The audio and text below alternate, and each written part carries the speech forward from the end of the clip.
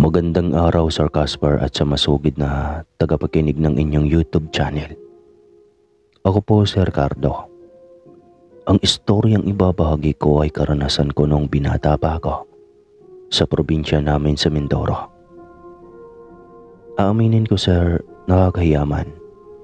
Pihikan ako pagdating sa babae, sir. Sa edad kong 25 noon ay hindi ko pa nararanasang magkanobya. Hindi naman ako pangit. Nahihiya kasi ako manligaw kapag natipuhan ko naman ang isang babae. Yun lang po ang mali sa akin. Hanggang sa isang pamilya ang lumipat sa aming lugar at malapit lang ang bahay namin sa kanila. Masasabi kong magkapit-bahay lang kami. Magkakalayo kasi ang mga bahay sa amin dahil medyo magubat na doon. At 30 minutos ang lalakarin bago makarating sa pinakabaryo namin. Tahimik lang sila. Kung hindi sila sa loob ng bahay ay nasa loob lang sila ng kanilang bakuran. Hanggang sa napansin ko ang isang napakagandang babae na si tingin ko ay dalaga pa noon.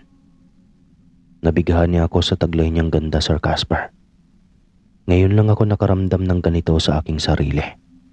Lihim ko siyang sinusundan hanggang sa paglalaban niya sa batis ay nakasunod ako. Napansin kong hindi sila pala kaibigan. Hindi tulad ng ibang mga kapitbahay na nakikipag-usap o nakikipagkilala kapag bagong lipat. Sila ay iba. Hindi rin sila direktang tumitingin sa mga mata ng iba. Kakaibang tao sila. Laging itim ang nakikita kong suot nila. At pagsapit ng gabi ay napapansin kong may ibon na laging umiikot sa bahay nila. Nalabis kong ipinagtataka noon. Pero hindi ko na lang iyon inintindi pa. Dahil ang nasa isip ko ay doon sa babaeng maganda. Napakaganda talaga ng babae. Iyong gandang Pilipina. Morena at matangkad. Mahaba at maitim ang buhok. Nagganda bali-bali ang liig ko sa tuwing napapadaan ako sa bahay nila. Madadaanan mo kasi ang bahay nila kung manggagaling ka sa batis.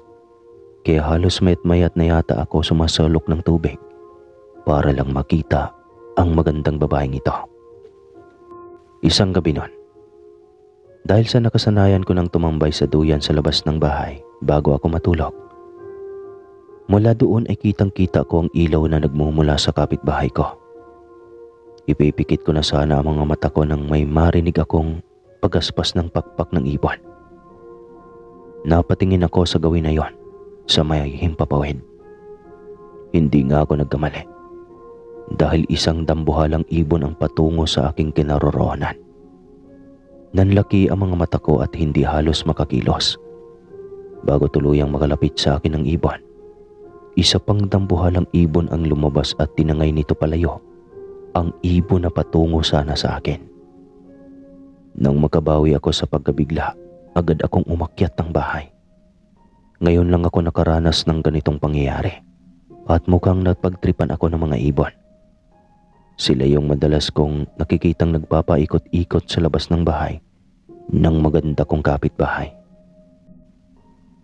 Mag-isa lang akong namumuhay dahil patay na ang mga magulang ko at wala din ako mga kapatid. Natulog ako ng gabing iyon nang may takot sa dibdib. Kinabukasan, abala ako sa pagpapakain ng mga alaga kong hayop. Nang mapansin kong parang nag-uusap ang mga iba naming kapitbahay sa mga labas ng bahay nila. At dito sila sa gawi ko nakatingin. Ano kaya ang pinag-uusapan nila? Baka nakita din nila ang dambuhalang ibon kagabi. Tanong ko sa sarili ko. Hindi ko man lang naisip na baka ang kapitbahay ko ang aswang. Napansin ko ang kakaibang titig sa akin ng babae. Pakiramdam ko ay gusto niya ako. Pero nahihiya akong lumapit. Nakita ko itong lumabas at patungo sa batis. Kaya sumunod agad ako dito. Iyon naman ang palaging ginagawa ko, ang sundan ito. Nang makarating ako sa batis ay wala siya doon. Kaya nagulat ako nang may magsalita sa aking likuran. Gusto mo ba ako? Tanong nito. Nagulat ako sa tanong ng babae pero hindi ko na itinago ang nararamdaman ko kaya umamin din ako. Oo, gustong gusto kita, tugon ko. Kung talagang gusto mo ako, ilayo mo ako sa lugar na ito. Ilayo mo ako kay nanay at tatay. Gusto kong mamuhay ng normal. Wika nito sa akin. Sa pagbibigla ko ay, pero bakit? Yun lang ang bigla kong naitanong sa kanya. Ngunit hindi ito sumagot ng diretso. Sa halip ay nagmadali itong sumalok ng tubig at mabilis na nagpakilala. Ako si Dolores. Uuwi na ako. Bukas, magkita tayo ulit dito. Sabi nito at mabilis na umalis. Napangiti ako sa sinabi ni Dolores.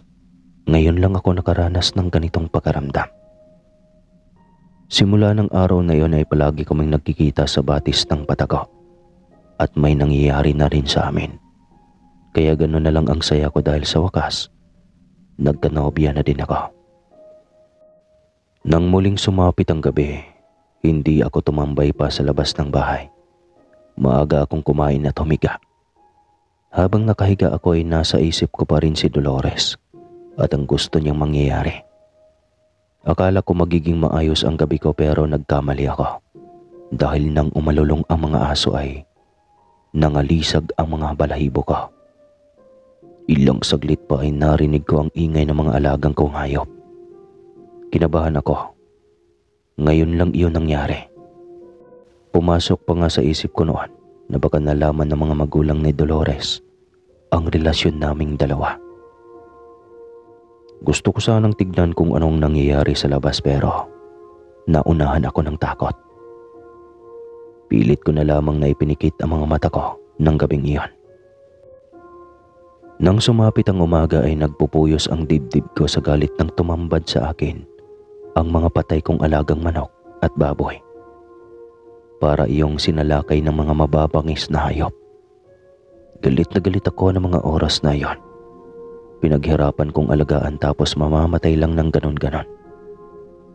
Napansin kong nakatingin sa akin ang ama ni Dolores. Hindi ko ito pinansin.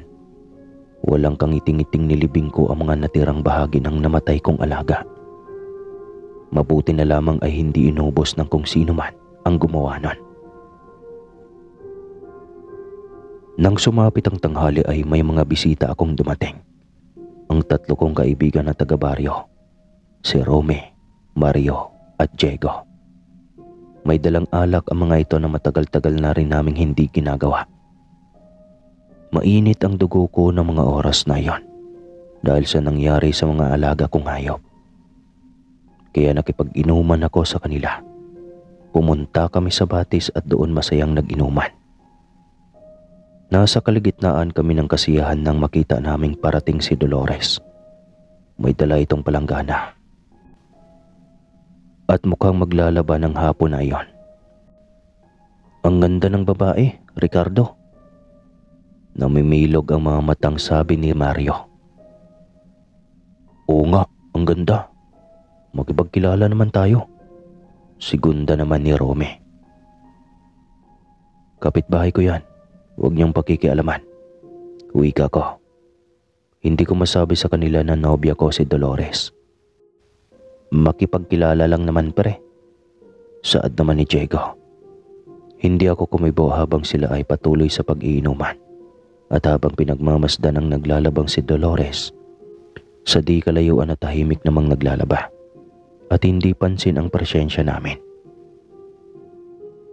Hindi ko sinabi sa mga kaibigan ko ang mga napapansin ko sa mga kapitbahay ko dahil ayaw kong matakot sila. Alam ko din naman na hindi sila maniniwala. At isa pa, ayaw kong maging masama ang tingin nila kay Dolores. Naalarma ako nang lapitan nila si Dolores. Nag-alala ako para sa babae. Nakita ko ang takot sa mga mata ng nobya ko. Alam kong lasing na ang mga kaibigan ko nang lumapit ang mga ito kay Dolores. Nagulat ang naglalabang si Dolores nang hawakan ito ni Diego. Nang makipagkilala si na Diego ay nagalit ang babae at sinabing hindi ito nakikipag-usap sa mga lasing. Kinakabahan ako nang sumulyap sa akin ang nobya ko. Pre, uwi na tayo. Yaya ko sa mga kaibigan ko. Ngunit hindi sila nakinig. Sa halip ay mas lumapit pa nga ang mga ito sa babae habang nagtatawanan. Nakaramdam ako na parang may pinaplanong masama ang mga kaibigan ko. Hindi nga ako nagkamali at mabilis nilang dinakma at hinubaran ang nagpupumiglas na si Dolores. Nataranta akong inawat ko sila pero tinulak nila ako. Alam kong dahil sa kalasingan kaya nila nagawa yon at nagsisisi ako dahil doon. Nang muli ko silang pigilan ay sinuntok ako ni Rome. Nang sumigaw si Dolores ay kaagad na binusalan ito ni Mario habang palitan sila sa kawalang-yaan nila. Muli ko silang pinigilan kahit na alam kong hindi sila papaawat. Sinuntok ako ni Mario. Huwag daw akong makikialam. Kitang-kita ko ang pag-agos ng luha sa mga mata ng nobya ko. Halos lumabas na ang mga ugat sa katawan nito at namumula ang mga mata sa galit. Ang dalawang kamay nito ay hawak ng dalawa kong kaibigan, habang ang isa ay nagpapakasasa kay Dolores. Ako naman ay nakatingin lamang sa mga ito.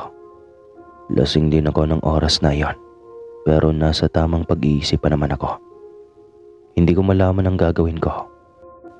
Kapag inawat ko sila ay sipa at tadyak lang ang inaabot ko. Nang bitawan nila ang babae, sumigaw ito ng malakas habang nakasalampak ng upo sa batuhan. 5:00 na ng hapon at papagabi na. Tuwang-tuwa ang mga kaibigan ko pagkatapos ng ginawa nila. Galit na sinuntok ko si Jayco at si Mario, ngunit pinagtulungan nila akong suntukin hanggang sa napasubsob ako sa tubig.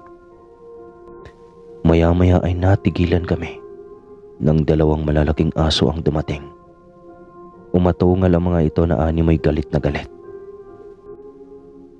Biglang natakot ang mga kaibigan ko at mabilis na kumaripas ng takbo.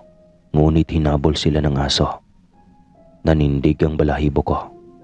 Naiwan ako na duguan ng bibig. Awang-awa ako kay Dolores. Ngunit maging ako ay nawala ng lakas. Hirap akong tumayo ngunit pinilit kong bumangon para tulungan ito dahil papagabi na. Ngunit nagulat ako nang makita kong tinutubuan ito ng makakapal na balahibo sa katawan. Kumukulubot at pumangit ang mukha nito, kasabay ng pagtubo dito ng pakpak. Natulala ako nang lumipad ito at naiwan akong hindi malaman ang gagawin. Pagkaramdam ko, bigla akong naging malakas noon. Umuwi ako ng bahay. Ang akala ko ay maabutan ko ang mga kaibigan ko doon. Ngunit wala sila. Maraming oras ang lumipas, nakiramdam ako sa paligid. Natatakot ako sa mga nangyayari at nag-aalala para sa sarili ko. Lalo na sa taong mahal ko at hindi nagbago iyon. Kinabukasan, nakita kong may mga pulis sa labas ng bahay, kaya agad akong bumaba at nagtanong. Natagpo ang patay ang 3 mong kaibigan. Dito sila kahapon nang galing, tama ba? Tanong ng mga pulis na ikinagulat ko. Patay na sila. Maging ako ay nagulat. Oo, nandito sila kahapon. Pero hindi ko alam kung ano ang nangyari sa kanila. Umalis sila pagkatapos naming mag-inuman. Saad ko. Napadako ang tingin ko sa kapitbahay ko. Nakatingin sa amin si Dolores. Nagdalawang isip ako kung sasabihin ko ba sa mga pulis ang totoong nangyari. Pero pinili kong tumahimik at huwag nang sabihin ang ginawa ng mga kaibigan ko. Ikaw ang suspek sa nangyari sa kanila. Giit ng mga pulis. Mabuti na lamang hindi nila ako hinuli, pero patuloy daw ang imbestigasyon. Kahit ako ay naguguluhan sa totoong nangyari sa mga kaibigan ko. Baka nila pa ang mga ito ng aso o di kaya ng aswang at ni Dolores. Nang umalis ang mga pulis ay nakita kong papalapit sa akin ang ama ni Dolores. Kailangan mong panagutan ang ginawa mo sa anak ko. May dihing sad nito. Wala po akong kasalanan sa nangyari kay Dolores. Paliwanag nito. Pero ikaw ang nobyo niya. Tama ba? Kaya dapat lang na panagutan mo ang anak ko. Napalunok ako. Mahal ko si Dolores at kahit ganun ang nangyari ay tanggap ko siya. Pumayag ako. Sinabi kong sa bahay titira si Dolores. At hindi kami pakikipisan sa kanila. Kaagad naman itong pumayag. Kapag may nangyaring masama sa anak ko, ikaw ang mananagot. Wika pa nito sa akin pagkatapos dalhin sa bahay si Dolores. Simula nang lumipat ang dalaga ay hindi ako mapakali. Pag sumasapit kasi ang gabi ay umaalis ito nang walang paalam. Noong una ay hinahayaan ko lang. Alam ko naman kasi kung sino talaga ito. Hanggang sa nalaman kong buntis si Dolores. Natuwa ako pero naroon pa rin ang agam-agam. Paano kung hindi akin ang bata? At papaano kung maging aswang din ito? Tulad ng ina nito. Sa una ay okay naman ang pagsasama namin. Ngunit habang tumatagal ay nagiging pabayang ina si Dolores. Hindi nito inaasikaso ang bata. Parang wala ito sa sarili. Sa tuwing pinipigilan ko siyang lumabas sa gabi ay nagagalit ito. Naging madalas kasi ang mga nangyayaring patayan sa kabilang baryo. At sigurado akong may kinalaman doon ang pamilya ng asawa ko. Hanggang sa umabot kaming dalawa sa pag-aaway. At hindi pagkakaintindihan. Nakabuo ako ng pasyang iwan na si Dolores. At magpakalayo-layo na lang kami ng anak ko. Nang tanghaling natutulog ito at umalis kami ng anak ko. Ngunit pababa pa lang kami ay nakita kong parating ang biyanan ko, kaya bumalik ako sa taas. Madaming beses kong sinubukang umalis ngunit palaging hindi natutuloy.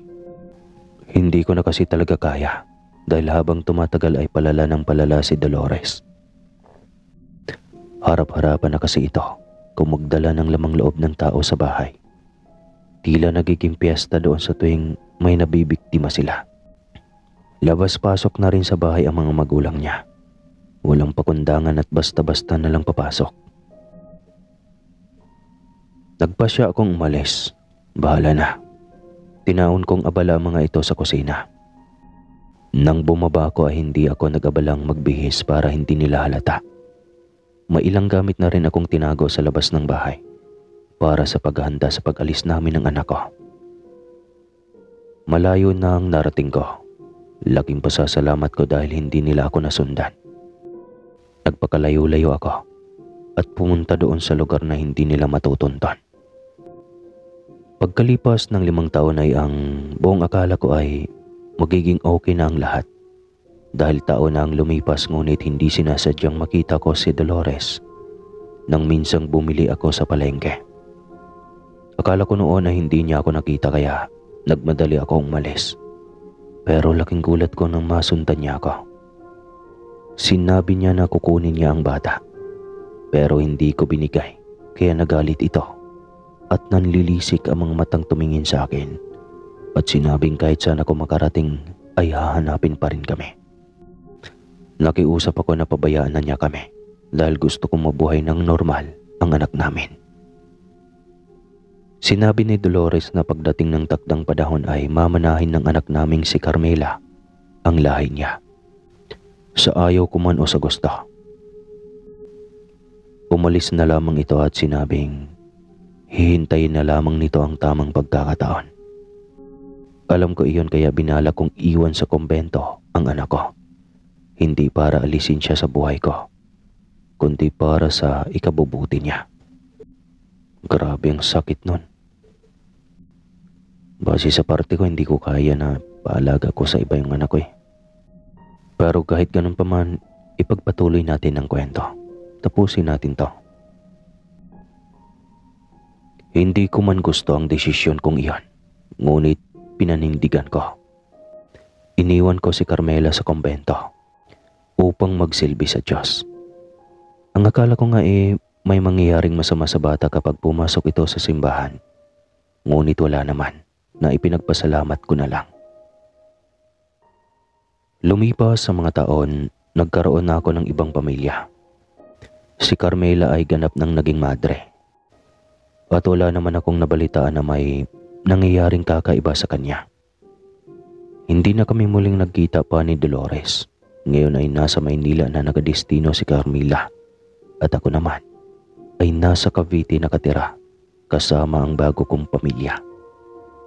Hindi na ako bumalik pa sa probinsya na kung saan nakilala ko ang unang babaeng minahal ko. Hanggang dito na lang po, Sir Caspar. Maraming salamat sa pagbabasa ng aking kwento. Ingat po kayo at ang lahat ng inyong mga taga-subaybay. God bless po at more power sa channel mo, Sir. May susunod pa na kwento.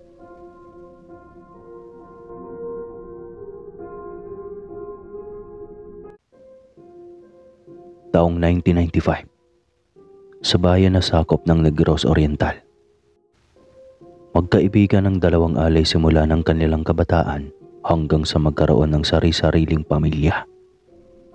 Yun nga lang at napawalay sila ng halos isang dekada nang magkaroon ng sari-sariling buhay. Si Aling Manda ay nananatili sa sariling bayan at nabuhay sa simpleng pagsasaka. Samantalang si Aling Cora ay nagtagal ang pamumuhay sa syudad. Driver ng taxi ang asawa nito, ngunit nang maaksidente ito dahil nakasagasa ng guro, nakulong ito at nawala ng trabaho. Walang magawa si Aling Cora kundi ang umuwi sa kanilang probinsya at ang naiwang ipon ang siyang ginawang puhunan sa negosyo. Ang galing mo naman humawak ng negosyo. Ilang buwan lang lumago na kaagad. Manghang wika ni Aling Manda. Kailangan kumayod eh. Mag-isa ko nang tinataguyod ang 4 na anak. High school na ang 2. Malungkot na sagot ni Aling Cora. Ganoon talaga ang buhay. Hindi mo aasahan na mangyari ang isang bagay. Oo nga, Maring Manda. Sana lang ay makalabas pa ang asawa ko sa kulungan. Sana iikli ang sentensya niya. Manalig ka lang, Maring Cora. Oo nga pala. Baka may 1,000 ka dyan. Baka pwedeng hiramin ko muna, Mare. Meron naman, Mare, pero sana mabalikan mo kaagad ako sa katapusan. Malaking halaga ito tsaka kakailanganin ko rin. Abay, oo naman, Maring Cora. Nako, maraming salamat sa kabaitan mo. Ngiting wika nito. Abot tenga ang ngiti ni Aling Manda matapos abutin ang malaking halaga ng pera.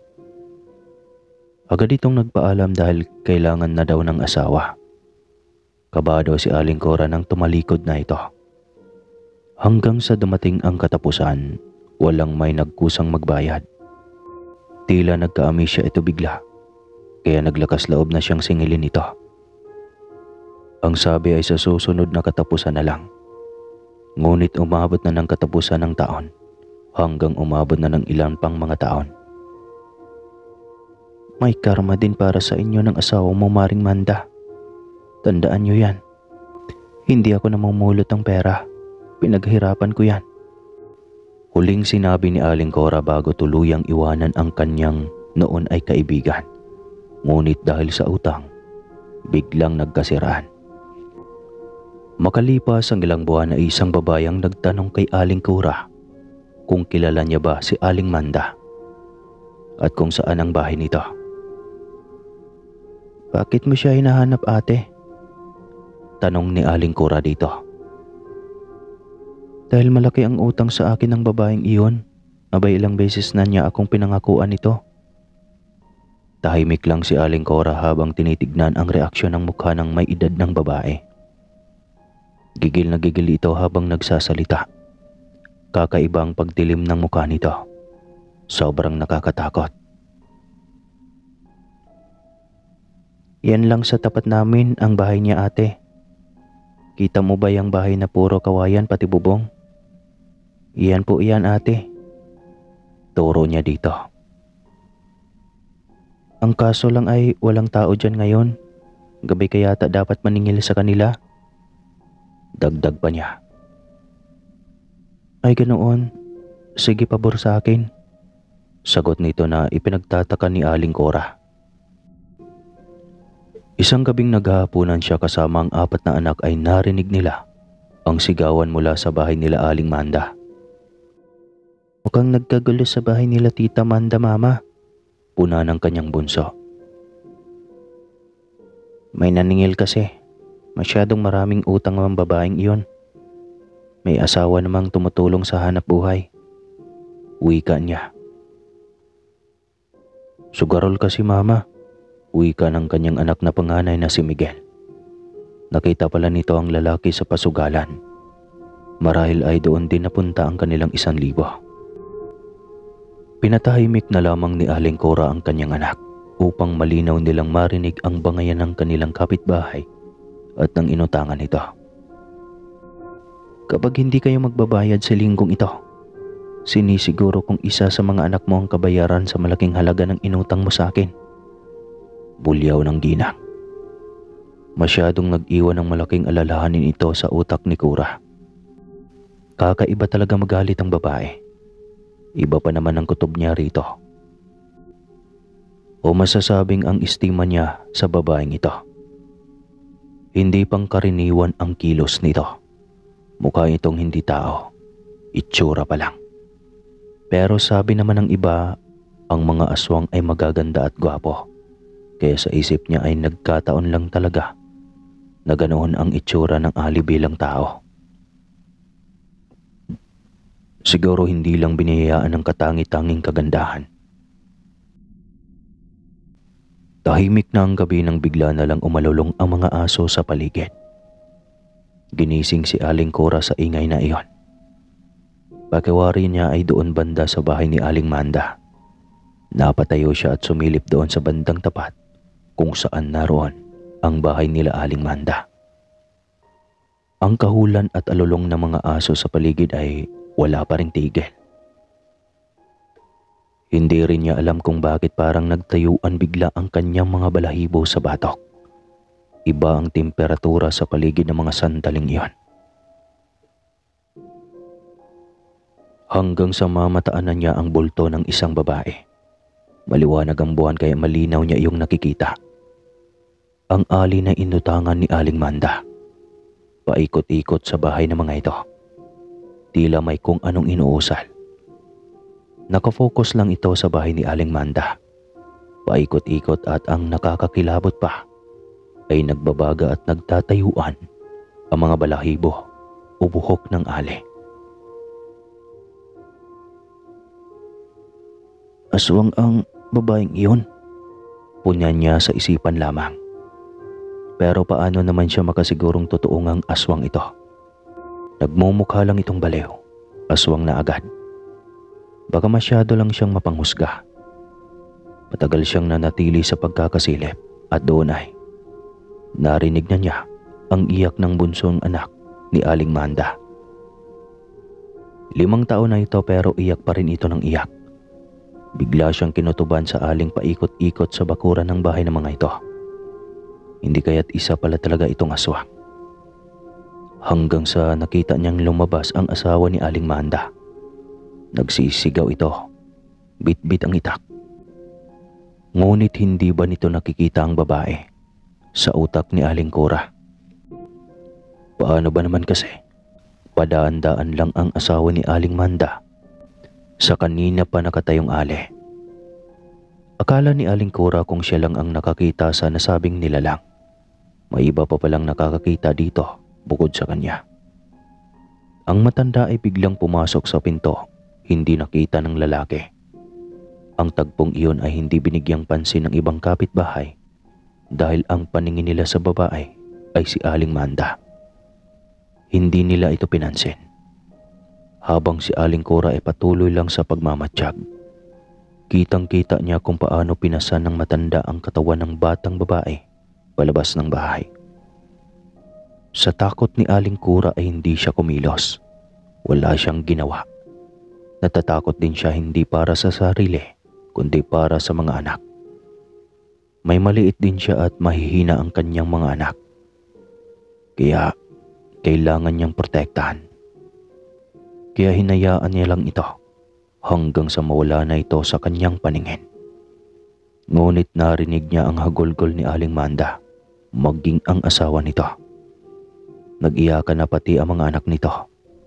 Napansin na kaya nilang wala na ang bata. At tubili pa rin siyang lumabas para mag-imbestiga. Ayaw niyang makisawsaw para sa kaligtasan ng mga anak. Halos umaga na siyang makatulog dahil sa usig ng kanyang konsyensya. Kinabukasan ay napabalita ang pagkamatay ng 5 taong bunso ni Aling Manda. Agad siyang nagtanong sa mga kapitbahay dahil hindi na sila malapit simula noong inutangan siya nito ng malaking halaga ng pera. Nariyan lang naman ang katawan ng bata. Bakit mo na itanong? Tanong ng isang kapitbahay. Wala naman. Baka ako kung ninakaw ng aswang. Tanging sagot niya. Wala na rin siyang nilabas pa na kwento.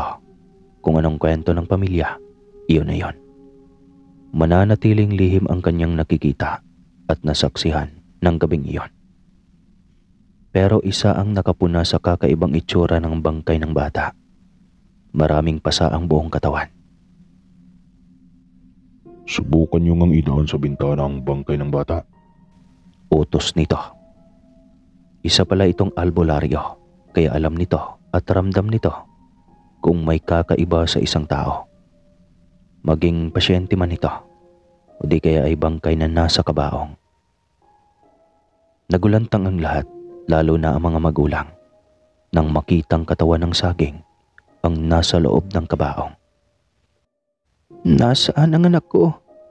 Anong ginawa mo, Lolo Hermando? Nagwawalang tanong ni Aling Manda. Ipinakita ko lang sa inyo ang tunay na anyo ng inakala niyong anak. May isa kayong pinaasa, inutangan niyo at hindi binayaran.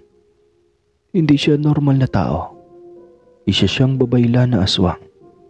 Siya ang may pakana nito. Hayag ng matanda.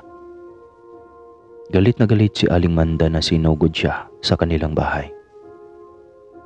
Para sa 1,000, papatayin mo na ang anak ko. Diretsong sumbat nito kay Aling Kura. Hinahinan naman sa pambibintang, Manda. Anong akala mo sa akin, aswang? Malamang, sabi ng matandang albularyo. Ang inutangan ko na may galit sa akin, ang aswang na pumatay sa anak ko. Sumbat nito. Bakit, Manda? Ako lang bang taong inutangan mo? At kung galit man ako sa iyo, iyon ay dahil batugan ka. Ngunit labas doon ang anak mo. Kaya huwag kang basta mambintang at baka iyan pa ang dahilan ng pagkakulong mo. Biglang natahimik ang ginang sa kanyang banta. Takot din itong makulong at alam nito na mali ang mambintang sa isang immoral na bagay. Umuwing tahimik si Aling Manda. Hindi man lang ito humingi ng paumanhin. Kinabukasan, muling nagpakita ang aswang at diretso ito sa bakuran ni Aling Manda. Napakawalang puso ng matandang iyan. Matapos ng kanyang ginawa, may lakas loob pa siyang maningil ulit. Kulang pa ang buhay ng bata na kinuha ng walang hiya. Sambit niya habang nakatingin sa babae. Nananatiling lihim ang ginawa nito sa anak ni Manda. Yun ay dahil takot siyang maging apektado, maging ang kanyang mga anak. May kapangyarihan ito kaya hindi malayong malalaman din ito kung sakaling sabihin niya na ito ang aswang. At kung sasabihin niya ang ganoon, wala ring kasiguruhan kung paniwalaan siya ng pamilya. Baka magmumukha lang siyang sinungaling sa mga ito. Lumipas ang 1 taon, akala nila ay tahimik na ang buong baryo. Akala niya ay hindi na muling mang-aabuso pa ang nasabing aswang. Ngunit isa yata itong gabunan na taunan kong umatake. Sa alulungan ng mga aso ay nagising na naman si Aling Kura. Hindi kasi ito ordinaryong kahul lang at halos lahat ng mga aso ay nakatingin sa isang direksyon lang. Yun ay ang sa bahay ng bagong panganak na si Leticia. Muling naalala ni Cora noong may nangyaring masama sa anak ni Manda. Medyo may kalayuan sa kanila ang bahay ng bagong panganak at may harang na 2 bahay. Kaya hindi kita ang kaganapan doon. Ngunit nang maalala niyang albularyo ang ama nito na kapitbahay lang din ay biglang nawala ang kanyang alalahanin. Samantalang sa bahay ni Leticia ay hindi na mapalagay ang mag-asawa sa kakaibang iyak ng sanggol. Wari ba ay may masakit dito hanggang sa tila may naririnig silang bulong mula sa kanilang bintana. Wala ring tigil ang alulong ng mga aso sa paligid ng bahay. Hanggang sa sumigaw ang ama ni Leticia ng isang Latin.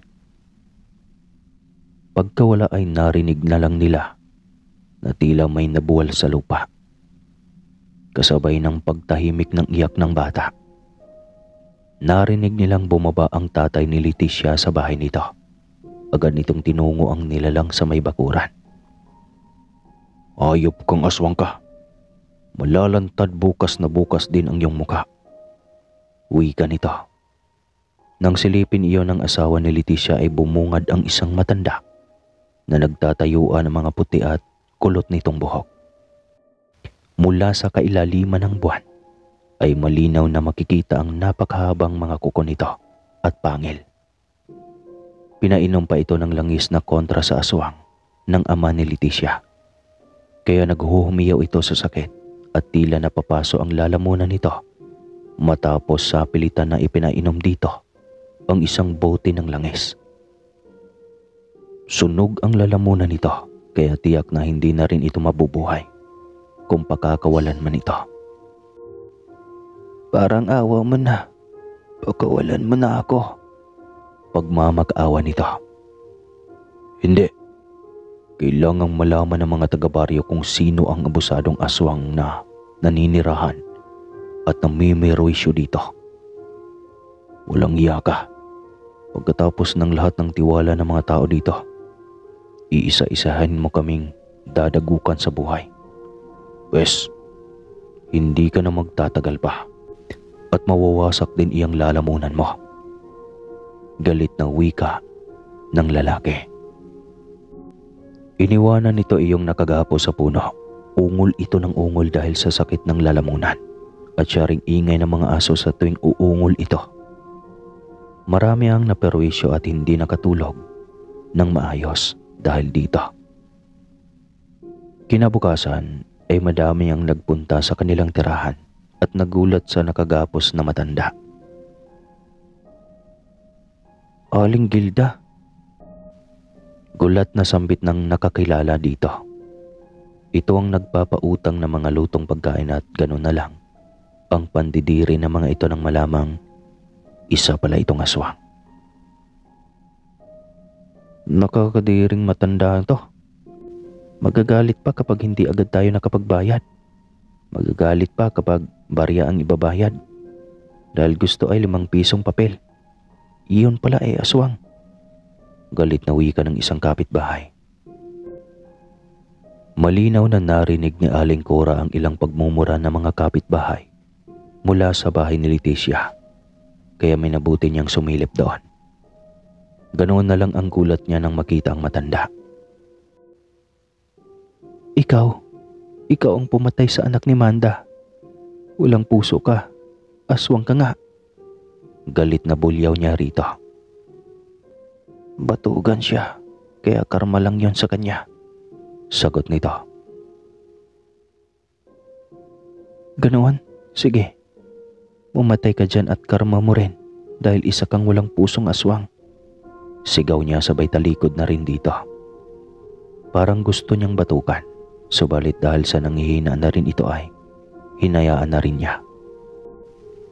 Ayaw niyang magkasala ang kanyang kamay. Nalaman din ni Manda ang tungkol sa paghuli sa matandang aswang kaya pinuntahan din kaagad nito ang aswang bitbit ang buntot pagi. Nang makita nito ang babae ay wala nang tanong-tanong. Hinampas na niya ito ng buntot pagi. Makapaghiganti na rin ako sa iyong demonyo ka. Sigaw nito. Hindi na kumibo pa ang aswang. Dala na rin ang panghihina nito at sobrang sakit ng napaso nitong lalamunan. Kaya ipinikit na lang nito ang mga mata hanggang sa unti-unti itong nalusaw ng sikat ng araw hanggang tuluyan ang nawala. Hindi sila sigurado kung sa sikat ng araw nga ba o sa kapangyarihan nitong umusal ng salitang Latin, kung kaya ay bigla itong nawala na. Basta ay hindi na ito mahagilap pa sa buong baryo. Simula nang nangyari iyon. At naging tahimik na ang buong paligid. Wala na ring paikot-ikot sa baryo na mga salot. At hanggang dito na lang po ang kwentong ito. Kung nabitin ka man ay magkape ka na lang. Wakas.